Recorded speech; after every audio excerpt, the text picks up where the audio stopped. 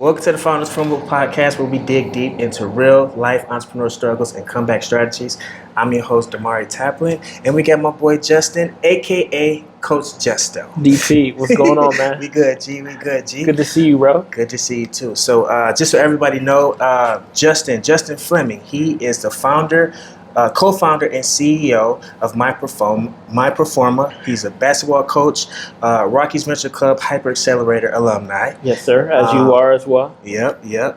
He's an advocate for high school, club, and collegiate sports. And now he's helping athletes and coaches performance and sports experience. Absolutely. All right, cool. Absolutely. So, got all that right? Yeah. All right, good. So, how you been, man? You been good? You good? You good? So it's been a while since we've seen each other. Man, we ain't seen each other. I think last time I saw you was at that family and friends pitch event. Yep.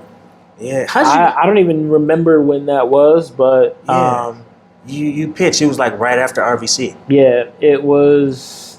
Gosh, I forget who extended the invitation to me, but Peter. I decided to take him up on that offer. I mean, just obviously as founders, anybody that's trying to learn how to get better at communicating vision. Mm-hmm.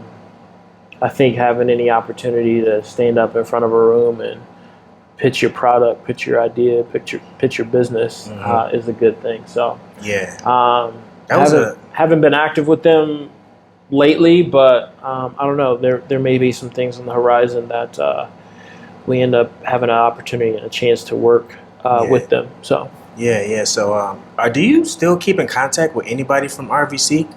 I mean, aside from following people on social, I don't have like regular contact. Yeah. With our cohort that went through that accelerator, that hyper. So, that's disappointing, man. Yeah. Because we was tight. First of all, that was a crazy experience. Yeah. I was tired as shit every single day. I felt like I was about to die. Like so much information at once. It was tough, man. It was like, gosh, getting information coming out of a fire hose, quite literally. So it was just blasting at us, and I was working while I was doing that. So it was a lot, man.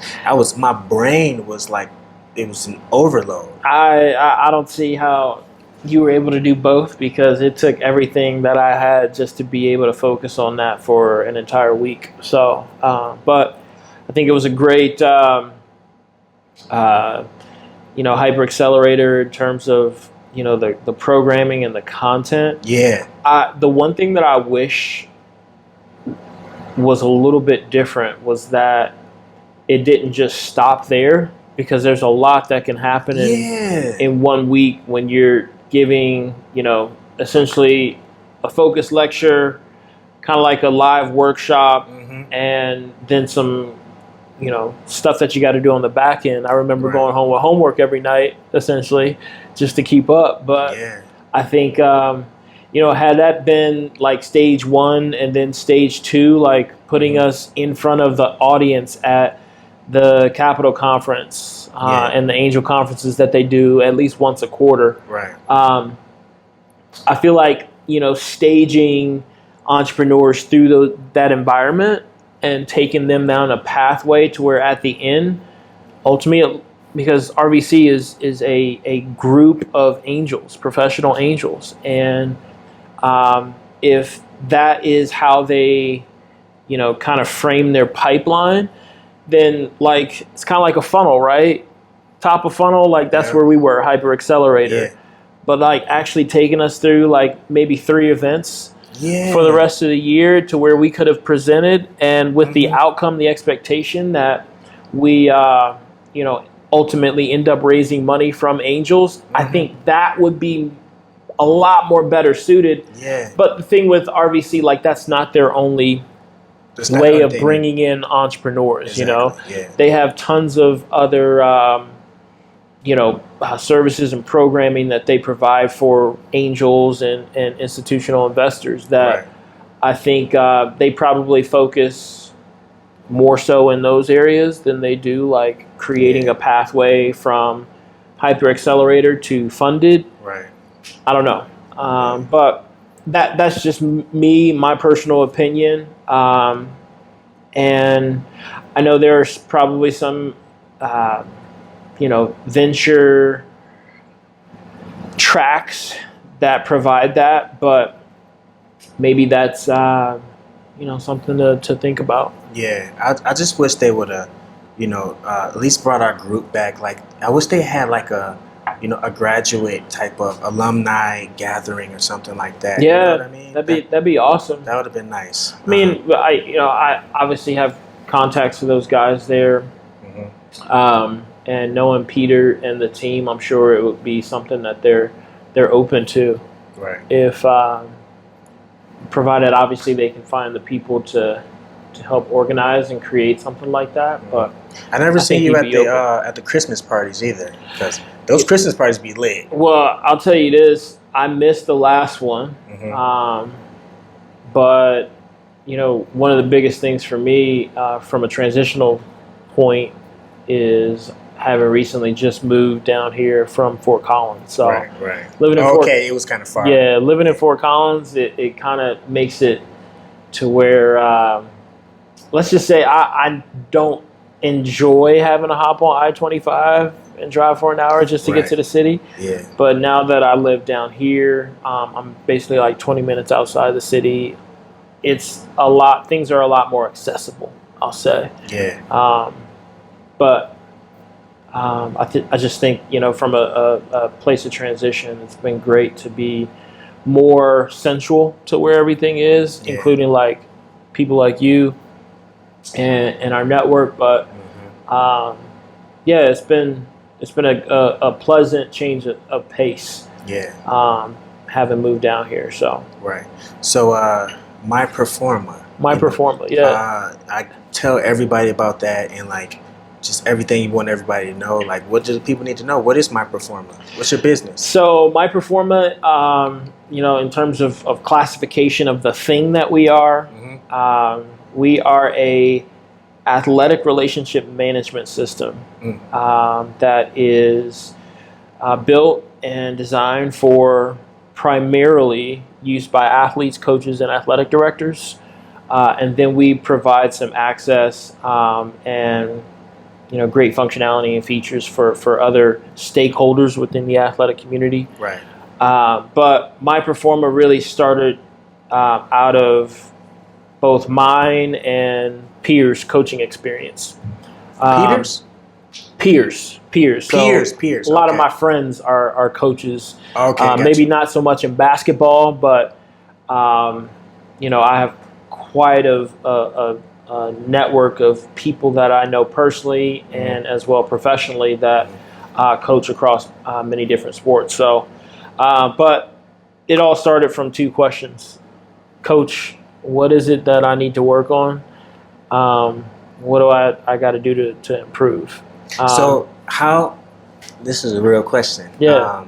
How can MyPerforma help my jump shot? You know what I mean? For sure. I can shoot, but you know what I'm saying? For sure. It could definitely be improved. Like, can your business help me improve my jump shot? Absolutely. How? Absolutely. Both physical and mental performance. But I'll tell you where performance starts, period, which is ultimately the 6 inches between your ears. And so, kind of just even how MyPerforma came to be. Back in 2014, I was coaching at Heritage Christian Academy up in Fort Collins. And I think that year was just kind of a combination of a couple of things. Obviously having a lot of friends that were coaches as well in sports or athletics, but as well it's sort of one of those things to where I wanted to personally impact the people that I was leading on the court every year to the best of my ability. And I think one of the personal quests that I had at that time, whether it be for personal development or professional improvement and development, like how do I really make not just my team better, but these people that I'm coaching every week.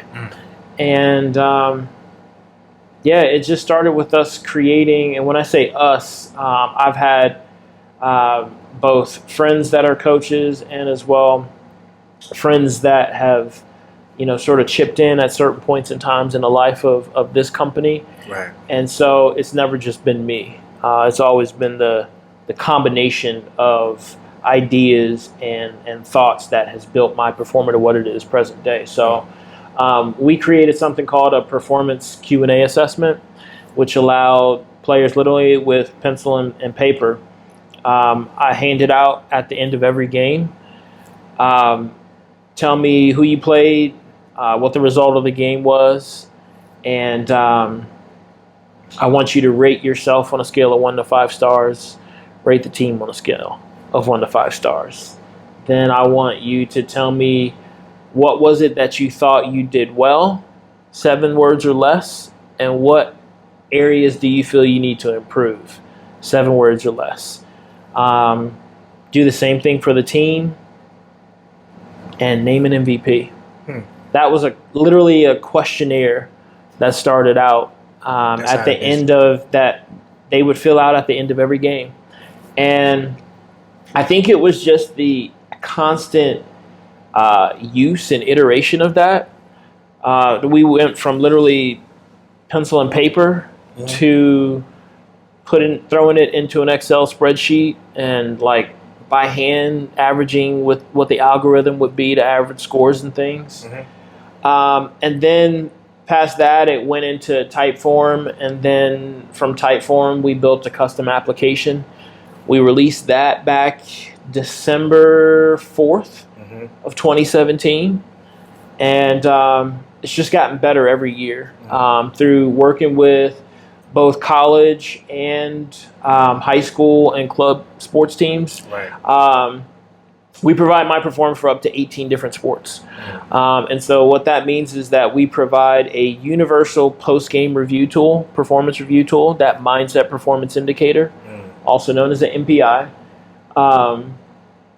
We have a universal post-game review tool that you can use across sports so that ultimately athletic directors are able to see and understand and even define what success and failure looks like across sport programs. So you used to document all of this stuff, and then you put it in a spreadsheet, and now your business, So do you pull up your website and your app and then enter this data into that, or is that how you do it now? So Great question. Instead of that spreadsheet, you use the app, your website or app to do it now? Great question, yeah. So we have built a web application right now. So that just means you, from any browser, whether on your phone or on a computer or tablet, just go to myperforma.com, coach or athlete or athletic director, depending upon who that person is, logs into their account. For athletes, coming more so from the perspective of it is a central place to engage with their sports team after every game. And they're, reporting these performance assessments, also known as mindset performance indicators. And so that tracks their individual profile. They're connected on a roster to a team. And so we aggregate all of those post-game reviews across entire teams. And so we give scoring to not only the individual, but as well the team. And so it will, give a coach training recommendations and practice planning. It will show an athlete just based upon their performance profile, because again, it's all mindset and mental metrics. So what MyPerforma's index does is it communicates to coaches the attitude, the confidence level, the competitive mindset, and the perception of strengths and weaknesses game to game. So are you using AI to do that? How are you utilizing AI? So the information that we collect, this post-game review information, essentially is run through a large language model, AI, on the back end. So once an athlete submits a post-game review, it goes directly to the coach, but as well it filters in and tabulates through not only their profile, but as well the teams. So you're able to understand, what their strengths are, what their biggest areas to improve are, purely based upon what the mindset of the team is and what that looks like. So for a coach, when you talk about being able to define character or develop character within athletes, I always love asking coaches is, how do you do that? Right. How do you define character? How do you even define what success and failure looks like for your team every year? So within that, it's just been a great tool. And, for us, even just as a software company, being able to work in tandem and partner with other organizations that are there to help improve, like our mission states, improve preparation and development for athletes and coaches. Okay. So are you making money? You know what? One of the biggest things that we have been working to do, I'll answer that question pointedly and say, as of up until now, we have been giving MyPerforma away for free. And so just with the many teams and use cases that we have now, right, it's helped us to be able to position MyPerforma from a pricing standpoint around, where's the best place to start. Okay. So we've got quite a few teams in our pipeline. We have a growing wait list because that new version that we're launching here goes live here August the 1st. August the 1st. Yeah, so nice. We're excited for that. And one of the things that I have just really started to become better at learning and understanding is the product development life cycle.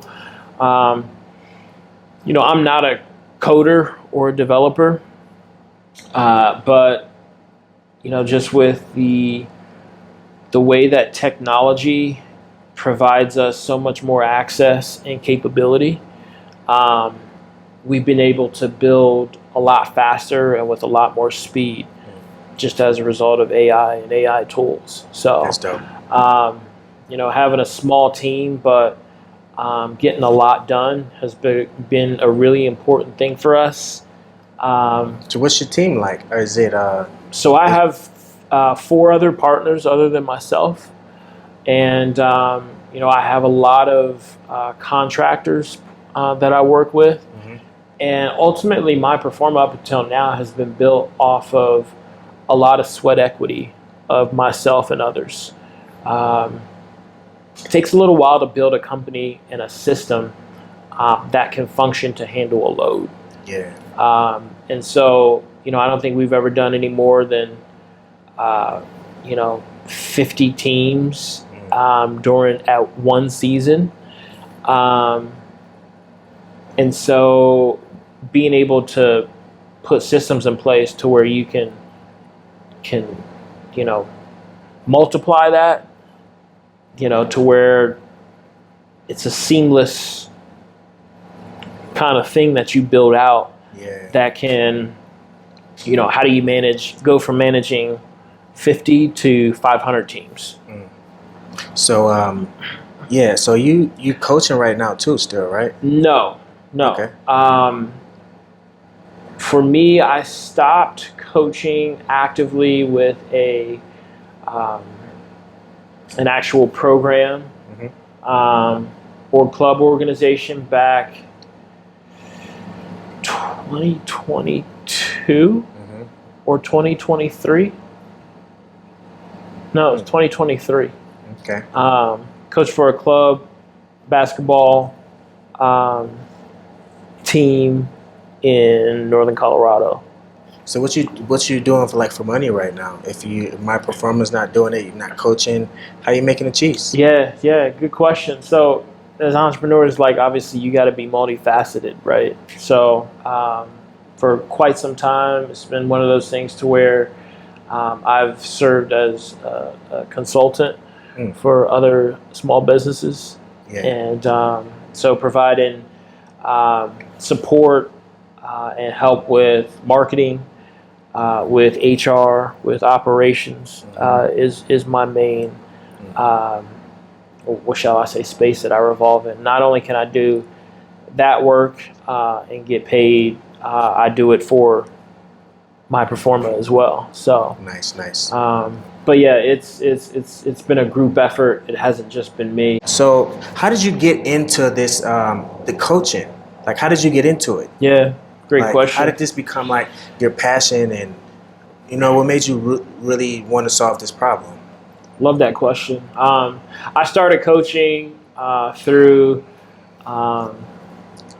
a person that was I was really close to. I kind of looked at him as a big brother, if you will. His name was Rob Lewis, and I was introduced to him by a former boss of mine. I used to serve and wait tables for some time, and one of the restaurants I worked at was Texas Roadhouse. And my boss at the time, Jimmy Dolan, his son played basketball for Rob, for both club and for middle school. And he thought enough to introduce us because Rob and I both have sickle cell anemia. And Rob was, he was like 5-6 years my senior. He passed away a couple of years back due to complications from COVID and sickle cell. So, but Rob was who got me my start in coaching. And I like to tell people that coaching found me because I never had a desire or wish to want to coach sports. And to be quite honest, like growing up, sports was not my thing. While I played, both rec and for school teams, it was sort of one of those things to where I didn't have that internal drive to really want to do anything with sports other than just to have fun with my friends. Right. And, having sickle cell anemia growing up as a kid, I wish I knew then what I know now in terms of my health and what it means and what it looks like to develop high performance, not only in your mind and your, physically with your body, but with your health, right? And so sickle cell anemia, for those that don't know, is a blood disorder. And it's a disease of the blood to where some of your red blood cells are irregularly shaped. If you think of a crescent moon, some of my red blood cells are shaped that way. And what happens is like, I can have these episodes called crises. As a sickle cell anemia patient, sort of one of those things to where I live daily and with pain. So I have a very high threshold and tolerance for pain, just because, at the rate that your red blood cells are constantly breaking down and as well having fewer on the road. I got told an analogy by a health professional. He's like, your red blood cells, think of them as dump trucks. And those dump trucks are what help to carry oxygen to different parts of your body. So for a sickle cell anemia patient, I am automatically deficient because I'm deficient in red blood cells, which leads to me being deficient in a lot of other things from a health and medical standpoint, right? So I have to take more supplements than the average person, always be mindful and watching like my blood and my levels. But that starts with like healthy eating and the way that you treat your body, getting proper rest, all of those things. And as well, I'm a believer in the man above. And, knowing that he has created me, sort of one of those things to where I trust that, whether I'm healthy or whether I'm sick, that ultimately he's got my best interest in mind. Yeah. And so me doing my part is really all about being proactive as opposed to reactive with my health. I can't do what everybody else does, but I also have to treat my body right so that I can get the most out of it. So how does having sickle cell anemia like affect your business, and how would you what advice could you give other people with sickle cell anemia that want to be entrepreneurs or that are already entrepreneurs, to help them stay positive and keep going and stuff like that? That's a great question as well. So sickle cell affects my business, I guess, multi-dimensionally. When you're not feeling great physically, obviously it affects your mental, and emotional. And so it can certainly take a toll on mental health, as some people would say. Gotcha. But physically, my body, this was, the analogy that I was given to sports. It was tough for me playing sports because every time I got done, I'm feeling like this intense pain and throbbing in my body, and I'm always wondering, why am I hurting? Yeah. So I think that ultimately led to how dedicated I was, but I can't say that that's everybody, right? Because I know professional athletes that live with sickle cell anemia. Ryan Clark played for the Steelers. He had sickle cell, and there are people, many athletes I know of that compete at the highest levels and have what I have. I'm just saying, for me, because of that, and because I never really learned how to take care of my body at an early age, sports was not the thing that drove me, right? Ultimately, business was. Right. I was the kid that had the grass cutting, side gig, or raking leaves here and there, shoveling snow. Don't think I ever had a lemonade stand, but I was always trying to figure out how to make money early. Right. And I was blessed to have some really early bosses. An entrepreneur, he was one of my teachers. He had a touring company in DC. Edward Davenport. Edward Davenport. Yeah, okay. He was one of my teachers as well in middle school, and I think one of my coaches at a certain point. And he, kind of, because being behind him, and I had another friend of mine, a classmate, his uncle owned a IHOP chain. And so I was kind of exposed to different people within my network from my family really early. And I think like the entrepreneurs and the business guys were the ones that I gravitated to or looked at and looked up to the most.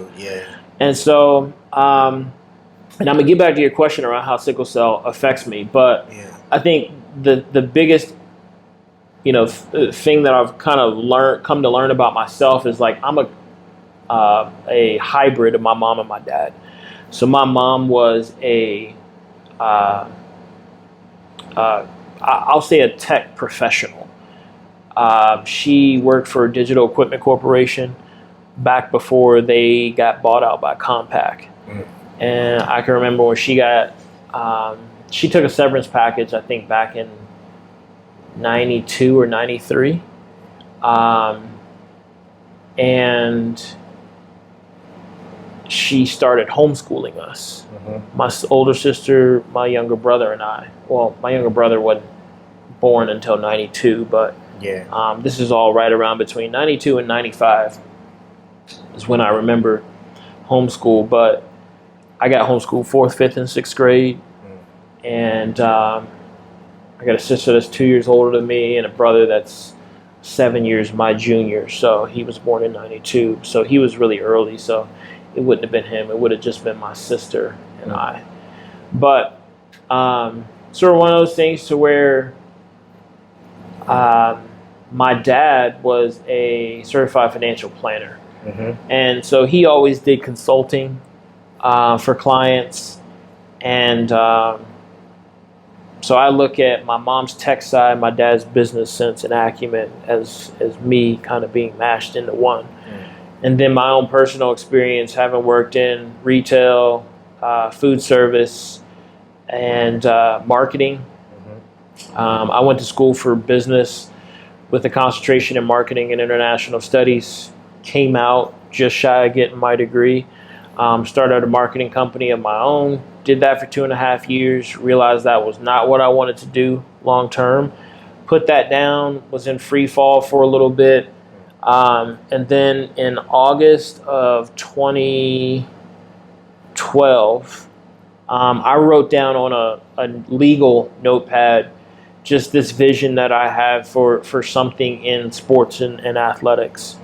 And I think gradually over time, with not only my experience as a basketball coach and being a coach during that time, but as well, what I was turning into as a entrepreneur myself and as a business guy, so to speak, it grew into something that is more beautiful than I could have ever imagined, because it grew out of life experience, and so I'd say that in tandem with what I've learned how to be able to do for other businesses and organizations, and as well putting that into practice for my own, is just kind of what has made me the well-rounded, what I consider to be a well-rounded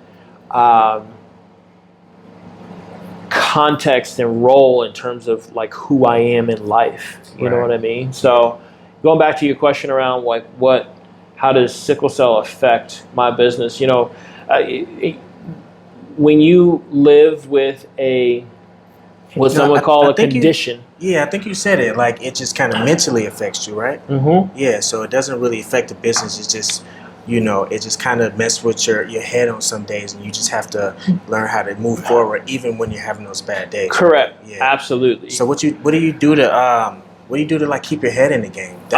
This is what people need to know. You know what I mean? That's a great question. I will tell you.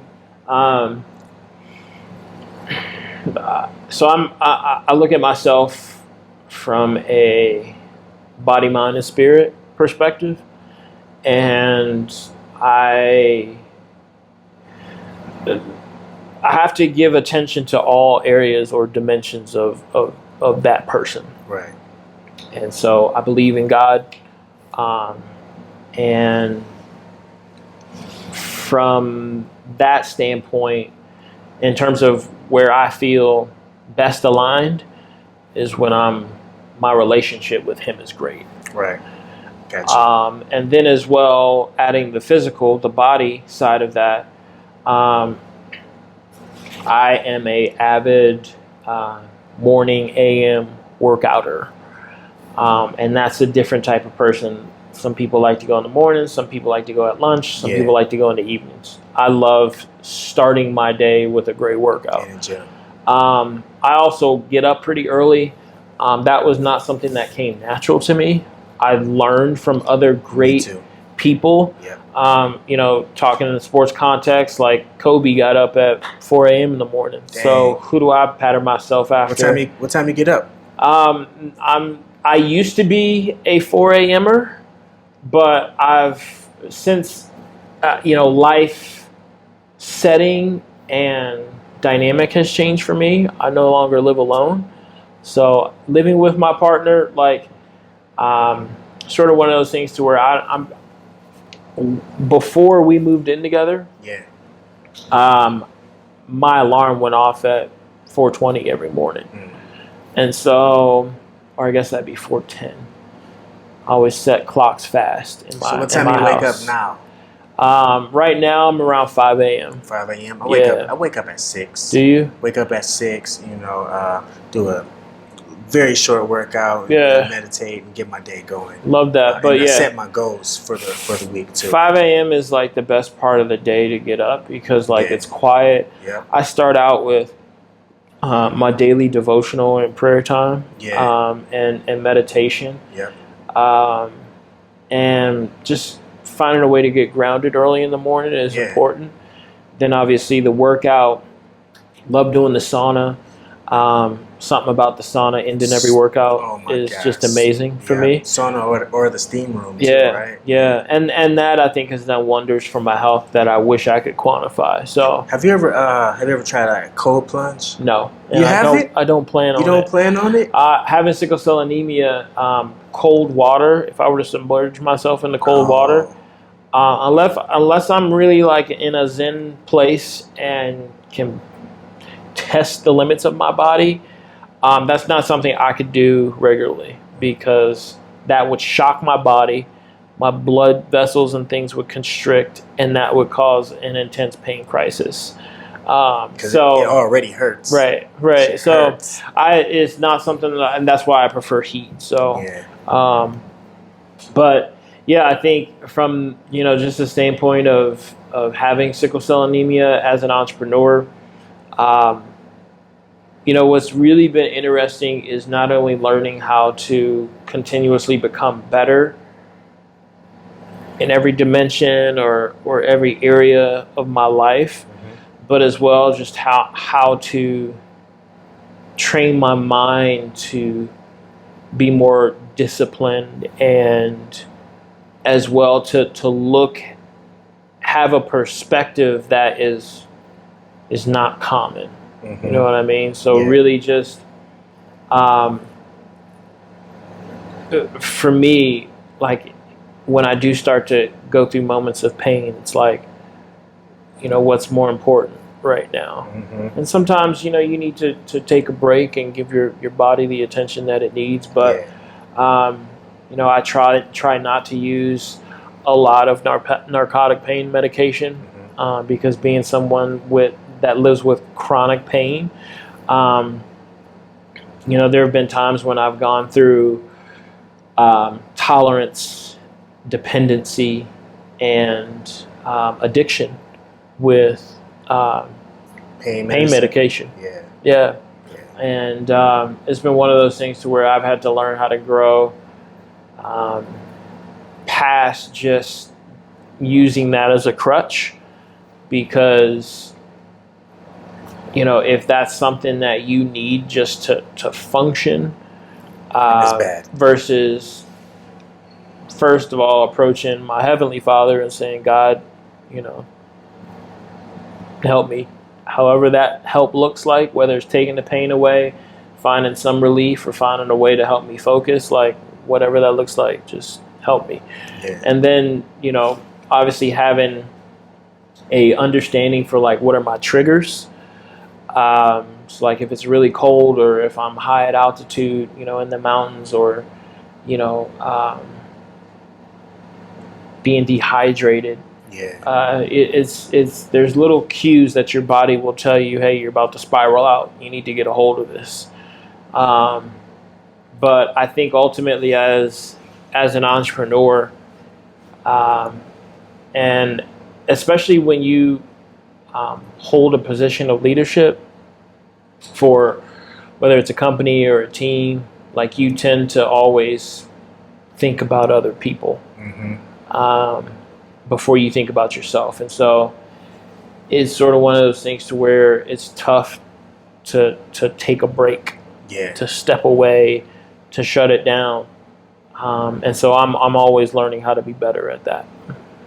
So what was like your lowest moment, you know what I mean? And during this entrepreneur journey, like tell me about the lowest moment where you just almost quit. Wow. I feel like I don't know that I could purely just identify one off the bat, because so many you have ups and downs as an entrepreneur. But a lot of downs. Some would contextualize it as it being a roller coaster. I like to look at it as just experience needed to make it to the next step. You know what I mean? So when these bad things happen to you, you really can't move forward to the next step without learning that. Right. So all the lessons that, you know, that come to me in doing this entrepreneurial journey, it's just blessings. Yeah. All lessons are blessings, if you ask me. I love that. Because love that perspective. you actually need that stuff to happen to make to the next step. For so sure. It's either the lesson learned or, you know, you become stronger. Yeah. You know what I mean? So that's just for me. Yeah. I you know, there's a lot of cliches that's obviously thrown around, whether it be in business or in sports, but I think ultimately, especially being an entrepreneur, is you have to learn how to problem solve. Yep. And provided that you can, whether some would call it survive, some would call it provide, some would call it, you know, just be able to keep a roof over your head and have, you know, overhead, so to speak. As an entrepreneur, like, that business starts out as an extension of you. Yeah. And you have to learn how to grow it into something that is independent of you. Yep. So for me, you know, one of the biggest things that I have been doing as I've been, I like to say, building a vision for something, because a company can change. The vision, though, I don't think necessarily. The vision is supposed to stay the same. The company is supposed to change. The company changes. That's the thing. The people, the paper, the processes, right? Like you were saying before, you know, you have to be a problem solver. And if you're not, you have to solve your customers' problems. Right. And that's what we're learning in this whole entrepreneurial journey. Is like, what problem are you actually having? Right. How can I fix it? Right. You know, and you tell me what I can do to fix it, and then I'm going to put that in my business for you. That's it exactly. That's it exactly. And that's ultimately how you grow great organizations, right? So when I even thinking about how MyPerforma has, what its timeline has looked like, you know, we, in terms of branding, changed from the compete agent to I think it was Game Scout, and then from Game Scout we transformed to TAP, which was Track Athletic Performance. That's my nickname, TAP. Is it? Yeah, I love that. Yeah. I love that. I'm gonna start calling you TAP now. Everybody calls me TAP. Okay. Yeah. And then from TAP we went to Performa, and my original co-founder, shouts out to Tessa Snyder. Shout out Tessa Snyder. She was the one that actually gave MyPerforma its original name, which is Performa. And so literally it was, you know, it was pointed at using the word performance, but how could we sort of integrate that into the name? And, you know, we were having lunch, and it was sort of one of those things to where she just goes, "What about Performa?" And to this day, this is how I know it's bigger than me. And, you know, I call them breadcrumbs from heaven.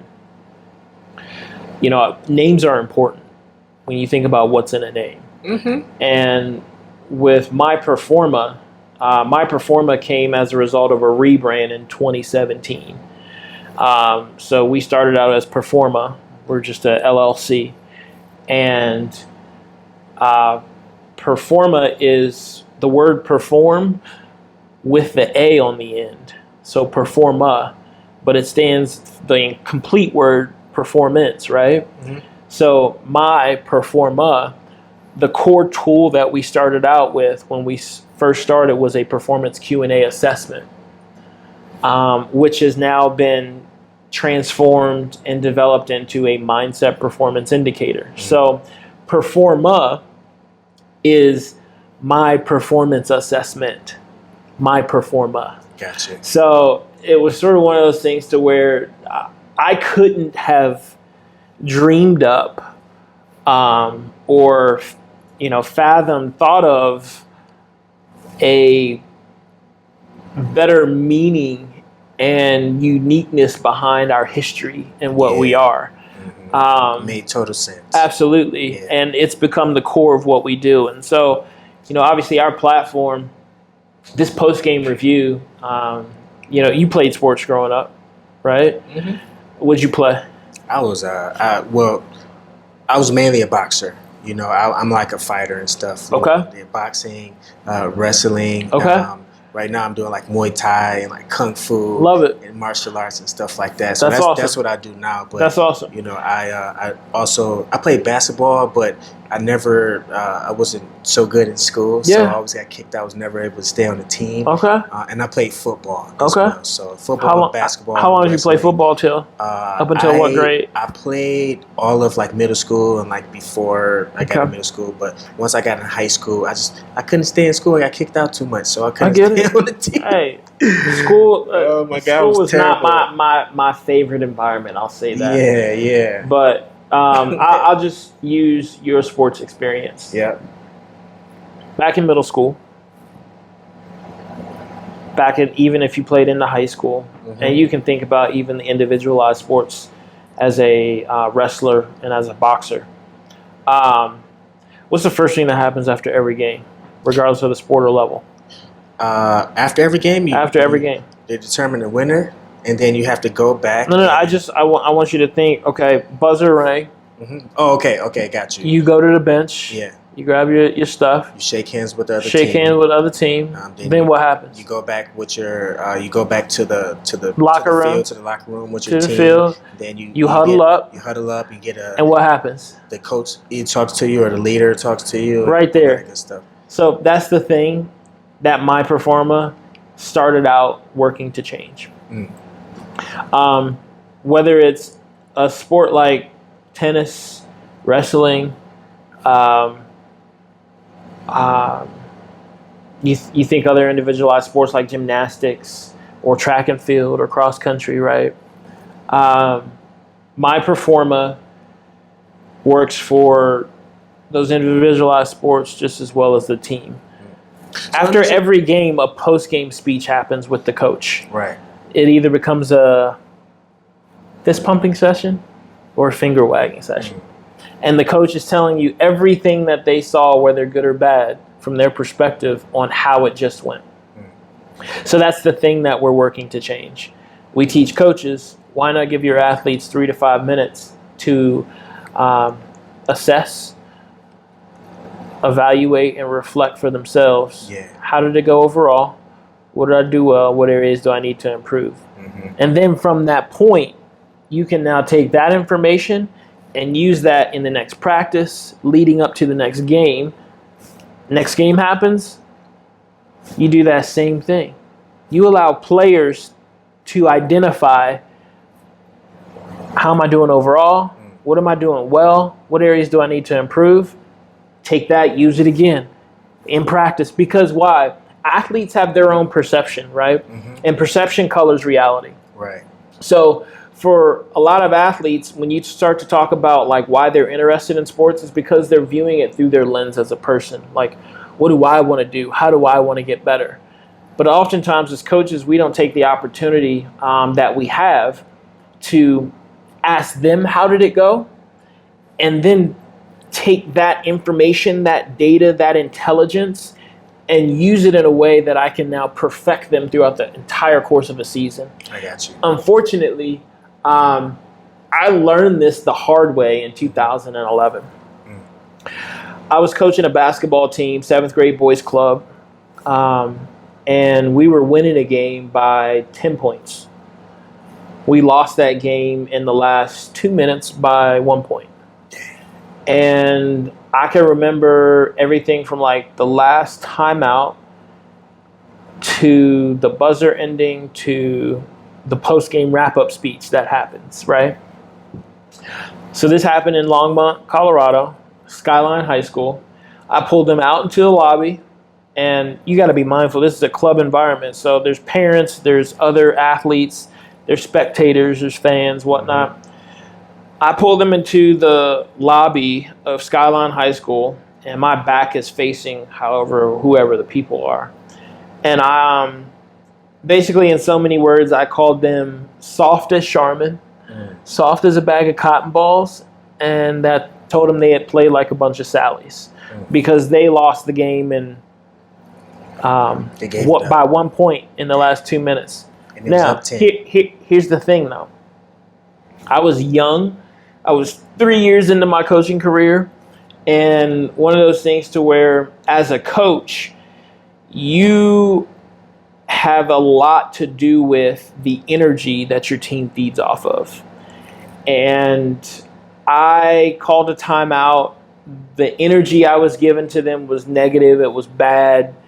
And that rubs off on your players. You felt like it was kind of your fault in a way. And so I think, there's a saying, lose games by less than 6, it's a coach's problem. Mm-hmm. Lose games by more than 6, it's the player's problem. That makes so much sense. I don't know if that number's correct, but it's just saying, right? And so one of the things that I always think about, especially when it comes to how teams and athletes perform, is, what's the mental imagery and as well the inner voice that goes on in your head in high pressure situations.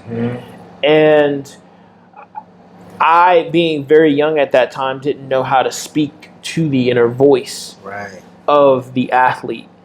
And that's really where the crossover comes for most coaches, is learning how to speak to the inner voice of the athlete, because outside, we already know that the modern day athlete has so many voices: mom and dad, social media, my friends, culture, all that stuff. Wherever you're getting your influences from, those are voices that are competing in your head.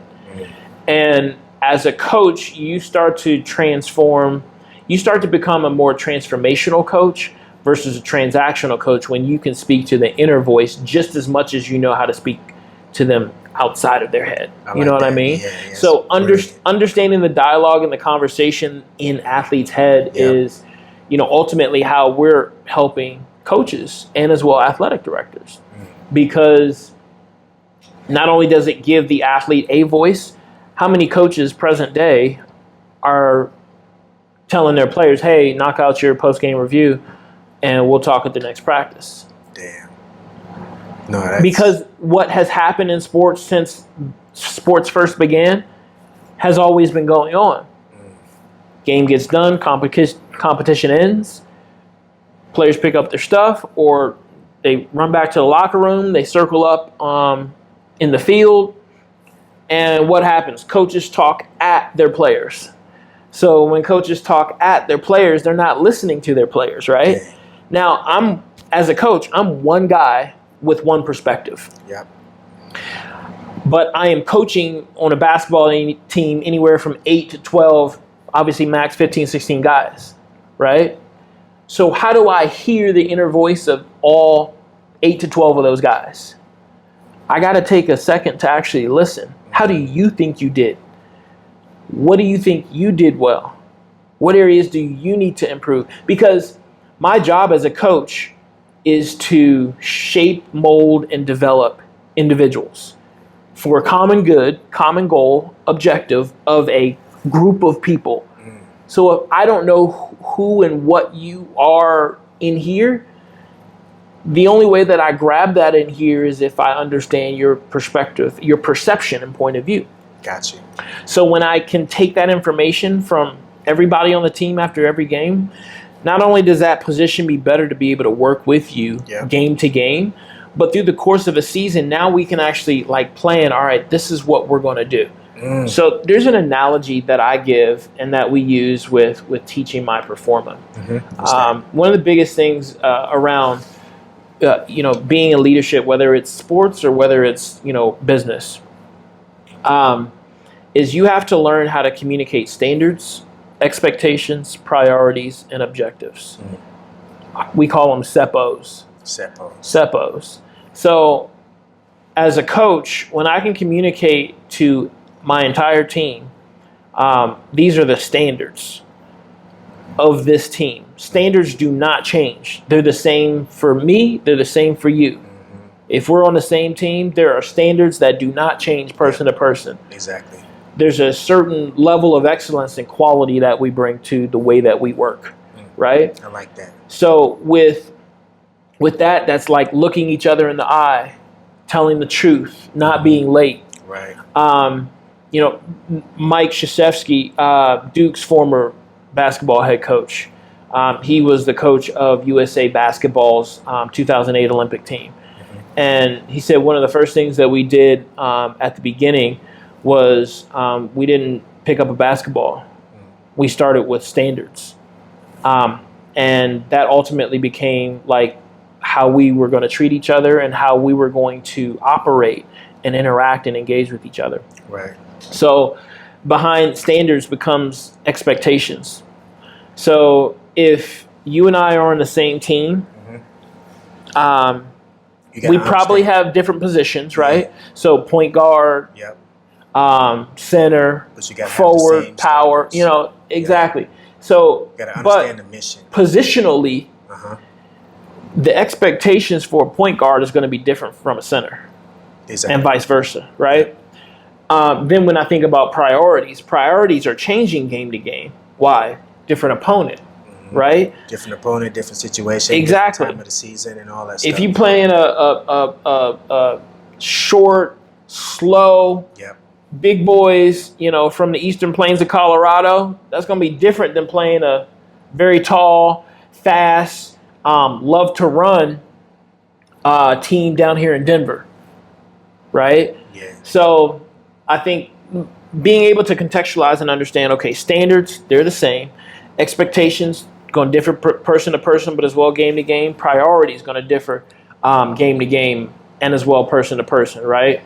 Because from a priority standpoint, depending upon the strategy, do we want to get out and run or are we going to play sets? Right? All of those things, so the S plus the E plus the P should equal, it should point to your outcome, your objective. Like, what are we out here to do? Damn, right? That's nice, man. So, who thought of that? You did? Yeah. That's dope. Yeah, that's always how I've been since at least 2015. That's how I've looked at coaching teams. That's nice. Both on the basketball court, but as well when we're talking like even just MyPerforma as a team. Yeah. And so teaching coaches how to communicate those things from the beginning has really lent to not only creating a universal kind of post-game review for all sports, but as well, how do we help to impact players, teams, organizations with this process and this framework. So it all starts with SEPA. Right. That's dope, man. Yeah. So let me ask you a big question. If everything went right with your business, if in life, you know what I mean? If everything went right with your business and coaching and everything all together, how would that? What does that look like? What is? I don't want to just say what does success look like for you, but if your business was exactly where it needed to be, exactly where you wanted it, what does that look like? NBA using your business, or like what is your main goal? You know what I mean? I'm glad you clarified that. Yeah. If everything goes exactly as we want it to, and we always know that's not guaranteed, right? But what if it was? What would that be? You know what I mean? Ultimately, we look at who we are as a software technology platform and company through the lens of, kind of a hybrid of some other great companies, right? So LinkedIn, as we are all familiar with, 18, 20 years ago, we would have never fathomed that there would be a network and a platform that we could become a member of. And you and I could talk to people on the other side of the world that have the same positions as us. Entrepreneur, founder, whatever other specialty you want to attach to that. Yeah. But I could talk to another coach. I could talk to another entrepreneur. I could talk to another marketer or business developer in France or Sweden or Australia. So you want your business to be able to connect with everybody. You want to have like a kind of social aspect to your business as well. So when it's all said and done, we want to be a household name that is thought of when it comes to where do I go to connect with athletes, coaches, and athletic directors, just as much as sports professionals like sports psychologists, mental performance coaches, sports trainers, recruiters, agents. We want to be the home for sports and athletics across the world.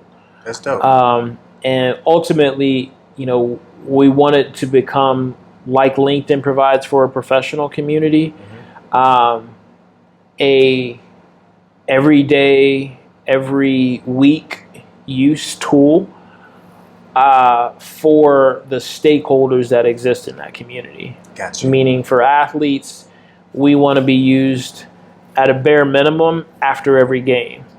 For coaches, we want to be used every day of the week that you're interacting with your team, whether it's a practice, whether it's a game, or some other special event. As an athletic director, we want to be a tool that they utilize to help run their organization and the operations of it.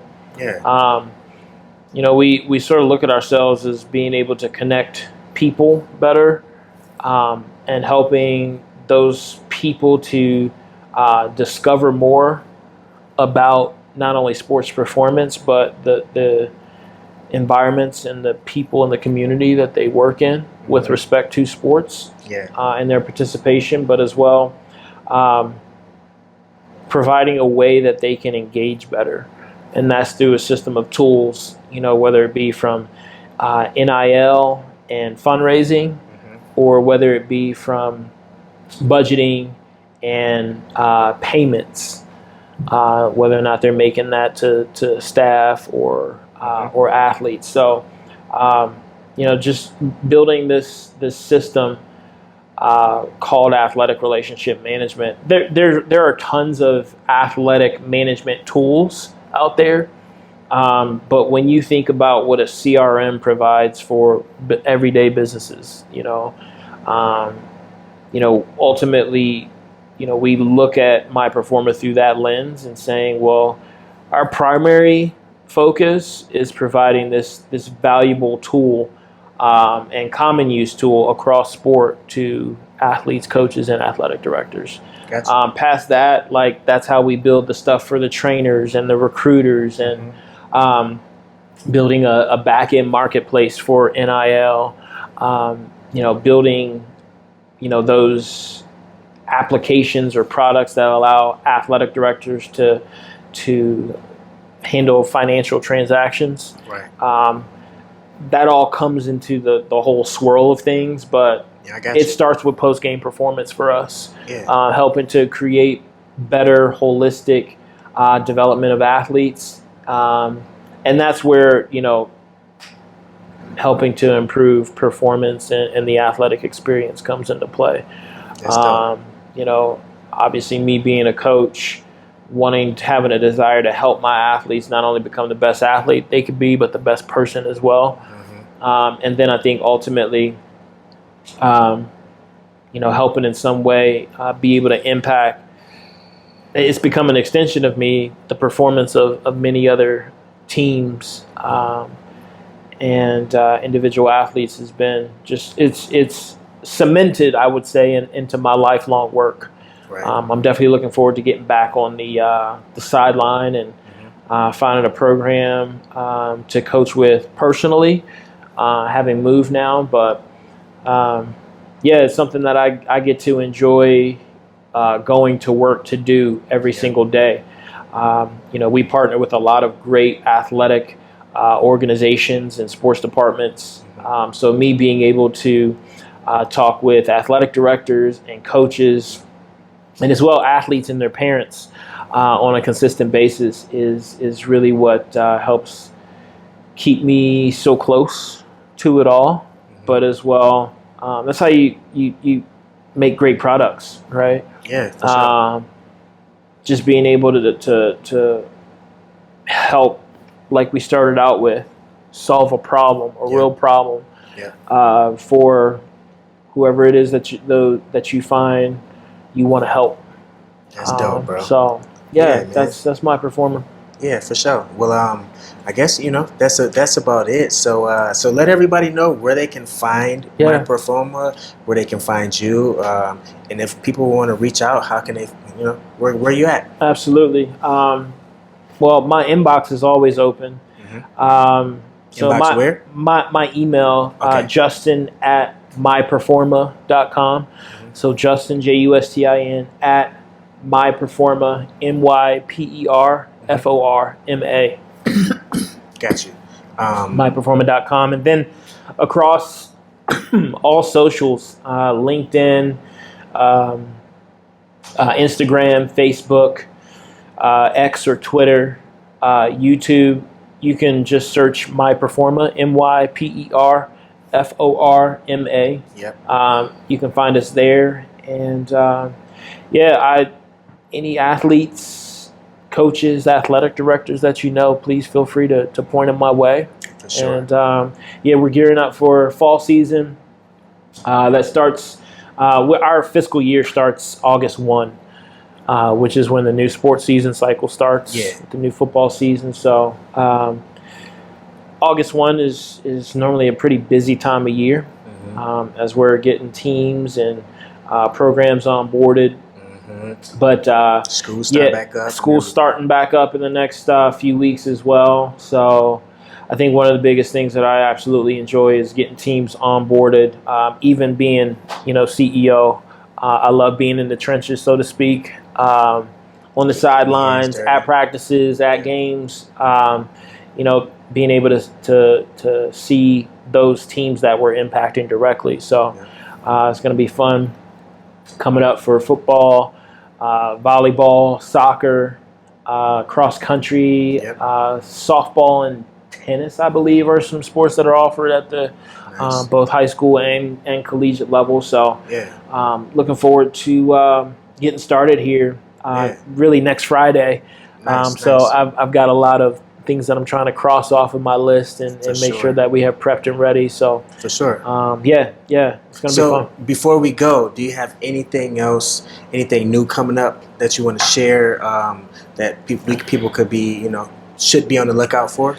I think one of the biggest things that I always am mindful of and thinking of, whether it's a new product or, a new service, and I think about just within sports, we're working on some programming, almost kind of like I guess you could say a sports focus reality TV show. Called Mindset Games. Nice. And then we're as well looking at trying to start to integrate more regular conversations with athletic directors, with coaches, through coaching labs and things like that. So I know we're going to be doing something in that arena soon with athletic directors and coaches that are users of MyPerforma. So that should be fun. So definitely be on the lookout for that. But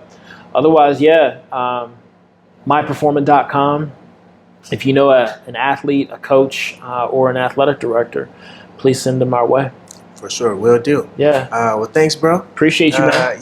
That was dope. You answered all the questions. Wonderful.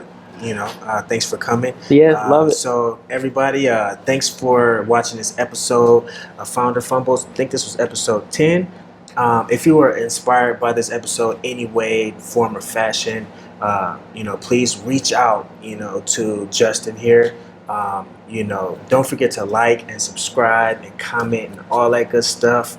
And I'll see you next time. Love it. Peace.